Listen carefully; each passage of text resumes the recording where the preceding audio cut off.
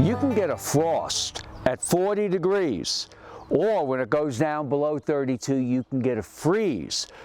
One of the things you might think about is plants that are underneath, a canopy of, let's say this crabapple here, my favorite variety called red jade, and underneath we have Houtenia, or the chameleon plant. This is the plant you probably might want to give to somebody you really don't like. It takes over. But you'll notice around the edge the damage due to the very cold temperatures, and where the plants are sort of underneath the crabapple, they look fantastic. Cold weather damage affects certain plants more than other plants, especially if they're advanced in their growing. This is an anemone that was subject to frost and freeze damage, where it should normally look like this.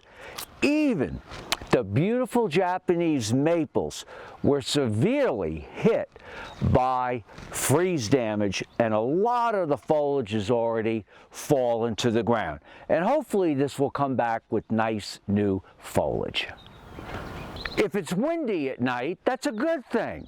That helps prevent the freeze damage. And if it's cloudy at night, that's even better. We covered a lot of hosta in our garden. They were way advanced in their growth. The problem is when you try to cover them with quilts or overwintering blankets, you can crush them. So we got hundreds of black crates and put crates to keep the cloth above the hosta. And you'll see here, that's what we've done. And if I walk through here, you can see where the cloth really protected the hosta in most cases. Now, where we did not use cloth, this is what happened to some of the hostas. Severely frozen back. Well, what do? There are some things you can do with those garden plants. It's pretty easy. Once you notice the damage occurred, you can go ahead and shear them back. This is where one of the cloths blew off in the evening, but then the wind died down. This is what the foliage should look, nice and blue and green. A little protected here near this evergreen euonymus. So this is unsightly. What can you do with the plants?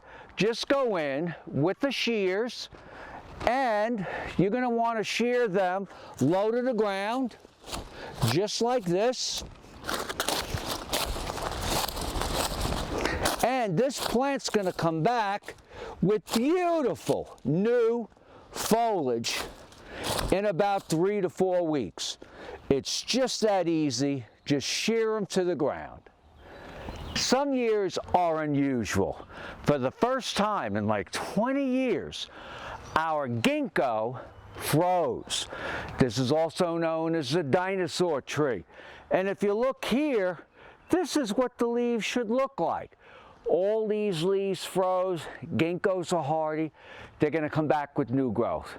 And the reason I want to show you this is if you had a peach tree or a small apple tree, what do if it's going to freeze?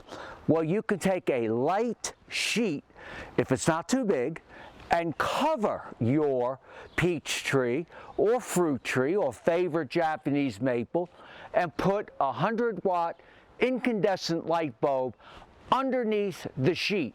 That'll warm up enough to prevent freezing of your flowers to help ensure fruiting.